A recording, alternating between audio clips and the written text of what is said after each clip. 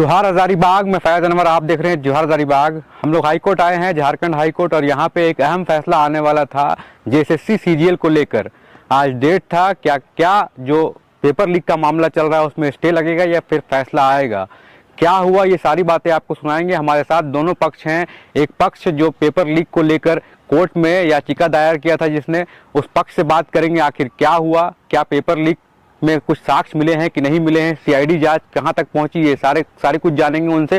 दूसरा पक्ष एक ऐसा है जिन्होंने रिजल्ट निकाला है, जेएसएससी सीजीएल का एग्जाम निकाला है और उनका डॉक्यूमेंट वेरिफिकेशन भी हो गया है, उन्होंने भी अपना पक्ष रखने के लिए किया है। उनसे भी बात करेंगे और जानेंगे कि आखिर उन्होंने क्या पक्ष रखा है और क्यों वो चाहते हैं कि ये पेपर लीक जो है वो कैंसिल ना हो। आइए सुनिए आज कोर्ट में क्या हुआ। वैसे आपको बता दूं कि जो जेएसएससी सीजीएल का डेट था वो बढ़ गया है। कोर्ट ने अभी तक फैसला नहीं सुनाया है कि एग्जाम कैंसिल होगा या नहीं होगा। डेट जो है वो 7 मई तक बढ़ चुका है। सीजीएल का मामला चल रहा था हाई कोर्ट में और आपने ही पिटीशन डाला है, क्या स्टेटस है अभी? आज हाई कोर्ट में डेट था जेएसएससी सीजीएल के छात्रों को लेकर, क्या हुआ? आज हम लोग का 26 मार्च था। आज पिछला बार जो सुनवाई हुई थी उसमें 26। ज़ूबी डूबी वाटर पार्क अब खुल गया है और भी मस्ती, रोमांच और थ्रिल के साथ। आज ही बुक करें। इस मार्च का डेट पुष्टि की गई थी माननीय जज के द्वारा, न्यायाधीश के द्वारा। तो उसमें रिपोर्ट मांगा गया था सीआईडी के द्वारा कि जांच स्टेटस आप लोग बताएं। हम लोग जो एविडेंस दिए थे, मोबाइल के माध्यम से जो साक्ष्य दिए थे, उसे रिपोर्ट मांगा गया था। तो रिपोर्ट सुनवाई से एक दिन पहले जाता है और उस रिपोर्ट वो जो रिपोर्ट है वो कंप्लीट रिपोर्ट नहीं था। उसी में जज महोदय ने कहा कि आप कंप्लीट रिपोर्ट हमें दीजिए, उसके बाद आपकी बात हम सुनेंगे। तो मतलब क्या हुआ, डेट बढ़ गया क्या? हाँ, डेट एक्सटेंड हो गया है और आगामी सुनवाई की तिथि जो निर्धारित की गई है वो 7 मई को निर्धारित की गई है। आज कोर्ट में क्या हुआ? आज ज़्यादा कुछ नहीं हुआ, सिर्फ यही बात चली कि स्टे को हटाया जाए, लेकिन माननीय जज महोदय ने इस चीज़ को नहीं माने कि जब तक आपका फाइनल जांच नहीं हो जाता है तब तक इस विषय में कुछ भी हम नहीं कह सकते हैं। तो हम लोगों ने टाइम मांगा था 15 दिन के लिए कि हम लोग के जो वकील थे माननीय अजीत सर, वो 15 दिन का समय मांगे, लेकिन जज महोदय ने यहाँ पर और अधिक दिन समय देते हुए सीआईडी को और अधिक समय दे दिया। तो सीआईडी ने जांच में क्या निकाला और आपको क्या लगता है, आपने जो साक्ष्य जमा किया है कोर्ट में वो इनफ है? क्या क्या कहेंगे? सीआईडी ने रिपोर्ट में 2-3 बातों का जिक्र किया है। एक किया है, जैसे हम लोग दिए थे फोटो खींचा गया था कोई विद्यार्थी के द्वारा, उसमें ये कहा गया है कि ये फोटो नहीं पता चल पा रहा है कि समय से पहले का है, मतलब एग्जाम समय से पहले का है या फिर एग्जाम समय की बाद का है। एक जो हमारे लिए सबसे जो मेन एविडेंस था, या फिर कहें जो हम लोग एक ऑथेंटिक एविडेंस के रूप में जो ज़्यादा कह सकते हैं जो दिए थे, वो था व्हाट्सएप वाला। तो व्हाट्सएप एविडेंस के बारे में उन्होंने ये कहा है कि आप व्हाट्सएप में जो आप भेजे हैं, आंसर जो भेजे हैं, वो किससे आप आंसर प्राप्त किए, ये चीज़ आप क्यों नहीं बता रहे हैं। मतलब जो अभ्यर्थी एविडेंस दिए उनसे ये कहा जा रहा है कि ये आंसर देने वाले आखिर कौन है, उसका फोटो क्यों नहीं लिए। आखिर सीआईडी ने और जांच एजेंसी ने ये चीज़ वहाँ पर क्लियर नहीं किया है कि व्हाट्सएप में जो आया तथ्य जो है वो एग्ज़ाम से पहले का है कि नहीं, ये चीज़ मेंशन करना चाहिए था जांच रिपोर्ट में, जो चीज़ नहीं किया गया है। तो अभी आप लोग क्या स्टैंड है, क्योंकि अब तो स्टे लगते जा रहा है, बहुत अभ्यर्थी हैं जिनका रिजल्ट निकल चुका है, डॉक्यूमेंट वेरिफिकेशन हो गया है, वो वेट कर रहे हैं। क्या प्रकाशित रिजल्ट नहीं होगा तो फिर क्या? देखिए, हम लोग इस चीज़ को डिले नहीं कर रहे हैं, ये आप भी जान रहे हैं। यदि एक तो आप जानते हैं सरकार बनते ही सरकार के द्वारा ये अनाउंसमेंट की जाती है कि हमने पूरा जांच कर लिया है, कोई गड़बड़ी नहीं हुई है। फिर जब मामला न्यायालय में पहुंचता है और सुनवाई होती है और एफआईआर रजिस्टर करने के लिए बोला जाता है, फिर जाकर के सीआईडी जांच के लिए सरकार इनिशिएटिव लेती है। तो कहीं ना कहीं आप भी जान रहे हैं कि ये मामला जानबूझ करके सरकार के द्वारा ही डिले किया जा रहा है। यदि सरकार चाहती तो ये कोई बड़ा इशू नहीं था और फॉरेंसिक हो ही गया था। वो भी जान रहे हैं कि क्या सच है क्या गलत है। लेकिन सीआईडी जांच में ये भी तो निकल के आ रहा है कि वैसा कुछ प्रॉपर साक्ष्य नहीं है कि कैंसिल किया जाए। ऐसा रिपोर्ट में नहीं कहा गया है। ऐसा इंडियन रिजर्व बटालियन के जो कुछ लोग पकड़े गए हैं आईआरबी के द्वारा, उनके रिपोर्ट में ये कहा गया था कि जो लोग पकड़े गए हैं वो लोग अफवाह फैला करके पेपर बांट रहे थे, क्वेश्चन बांट रहे थे। लेकिन सीआईडी ने अपना रिपोर्ट में ये नहीं कहा है कि ये जस्टिफाई किया जा सकता है कि पेपर लीक हुआ या नहीं हुआ है। सो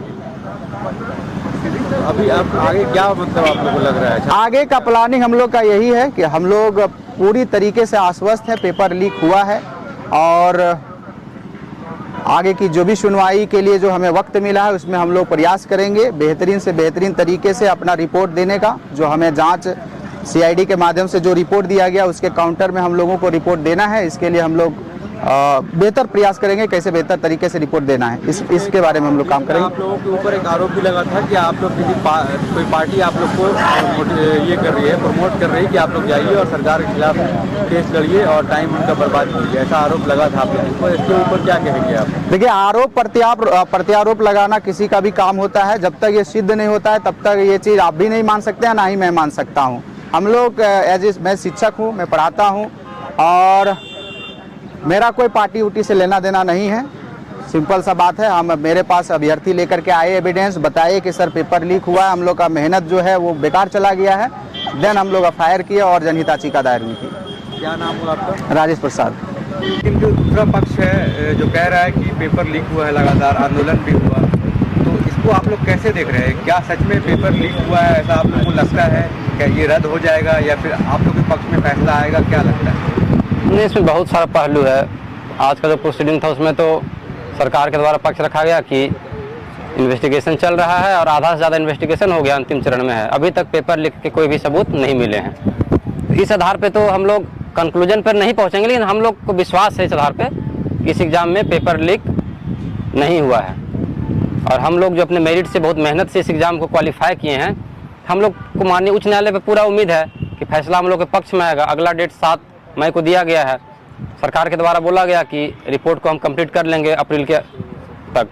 तो ये जो दूसरा पक्ष है जो लगातार चाह रहा है कि ये पेपर लीक हुआ है, एग्जाम रद्द हो जाए, नहीं तो उनका क्या मतलब क्या है, क्या लगता है वो क्यों ऐसा कर रहे हैं? नहीं, उनको किसी के ऊपर ट्रस्ट ही नहीं है। वो बस आरोप लगा के और मीडिया में हवाबाजी करना चाहते हैं।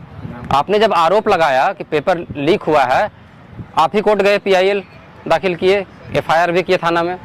आपके FIR और PIL के अनुसार ही सुनवाई चल रही है माननीय उच्च न्यायालय में। तो आपको विश्वास करना चाहिए कि माननीय उच्च न्यायालय का जो फैसला आएगा, अब पुलिस इंक्वायरी और CID इंक्वायरी का जो रिपोर्ट आएगा उस पर आपको विश्वास करना चाहिए। हम लोग को विश्वास है, आज भी हम लोग बोल रहे हैं। हम लोग आज जितने भी बच्चे हैं, हम लोग को पूरा 100% विश्वास है। जो भी इंक्वायरी रिपोर्ट आएगी और माननीय उच्च न्यायालय का जो भी फैसला आएगा, हम लोग सर्वसम्मति से उसको मानेंगे। उन लोग को विश्वास नहीं है। आज सुबह आके अपने एक YouTube चैनल पर बयान दे रहे हैं कि हमको रात में ही रिपोर्ट पता चल गया है, फैब्रिकेटेड है, प्री प्लान्ड है, ये है वो है। आपको इंटरनल रिपोर्ट कहाँ से मिल जाता है रात में? उस रिपोर्ट को आज हम लोग कोर्ट प्रोसीडिंग में अंदर थे, बैठे कोर्ट रूम में, हम लोग ने देखा कि सरकार के द्वारा उस रिपोर्ट को सील लिफाफा में माननीय जज साहब के सामने प्रस्तुत किया गया। किसी को नहीं पता होना चाहिए उससे पहले, उनको कैसे पता चल गया? बच्चों को गुमराह कर रहे हैं और वो जो आरोप लगाए हैं उसके आधार पे भी ये अगर एक्सेप्ट एक सेकंड के लिए उनके आरोप के हिसाब से अगर मान भी लिया जाता है, सही भी हो जाए, फिर भी एग्जाम रद्द नहीं हो सकता है। और आपने आरोप लगाया कि 30-40 क्वेश्चन मीडिया में जो बाइट दे रहे थे, 30-40 क्वेश्चन सही पाया गया है कि एग्जाम से पहले आउट था।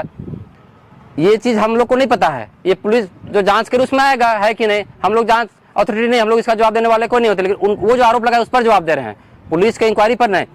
कि 30-40 क्वेश्चन के आधार पर पूरा एग्जाम, 2 दिन एग्जाम था, दोनों दिन 3-3 सीटिंग में एग्जाम था, पूरा एग्जाम ही रद्द करवाने की बात करते हैं। आपको टेक्निकल पहलू को समझना होगा। बच्चों को गुमराह कर रहे हैं, बच्चों को पढ़ाई से दूर ले जा रहे हैं। उनको बोलना चाहिए था कि एग्जाम की तैयारी कीजिए। ये कोर्स भी लॉन्च कर रहे हैं एक तरफ और बोल रहे हैं कि हमको किसी पे विश्वास ही नहीं है JSSC पे। तो भैया जब आपको विश्वास है ही ना, तो दरोगा का कोर्स, तो वनरक्षी का कोर्स, तो JPSC का कोर्स क्यों लॉन्च कर रहे हैं? आप सरेंडर कर दीजिए। हम कोचिंग बंद कर रहे हैं, फिर आंदोलन कराएंगे, आंदोलन जीवी हम हैं, ऐसा आपको उनको बोलना चाहिए। आपको क्यों लगता है वो लोग ऐसा क्यों कर रहे हैं? क्योंकि मैं यहाँ से देख रहा हूँ कि आप लोग को भी अगर कोर्ट में जा रहे हैं, वो लोग भी कोर्ट में जा रहे हैं, तो दोनों का पैसा लगता है, फंडिंग की ज़रूरत होती है। तो इतना पैसा आप लोग और वो लोग कहाँ से ला रहे हैं? हम लोग अपने कैरियर को बचाने के लिए, ठीक है, हम लोग बहुत मुश्किल से एग्जाम को निकाले हैं। हम लोग का कैरियर बीच में अभी फंस गया है। एग्जाम हम लोग का रिजल्ट आया 4 दिसंबर को, फिर स्टे लगा। तो हम लोग तो बस इस उम्मीद से, यही कोई करोड़पति अरबपति आदमी नहीं, बहुत मुश्किल से हम लोग धन इकट्ठा करके हम लोग आज वकील खड़ा किए थे इंटरवेनर के लिए कि हम लोग इस केस से प्रभावित हो रहे हैं।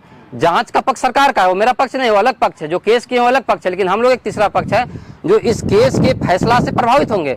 राइट नाउ हम लोग थर्ड पार्टी नहीं है, लेकिन इस केस का फैसला से हम लोग प्रभावित होंगे। तो हम लोग का हक था कोर्ट में हम लोग को बात को रखा जाए।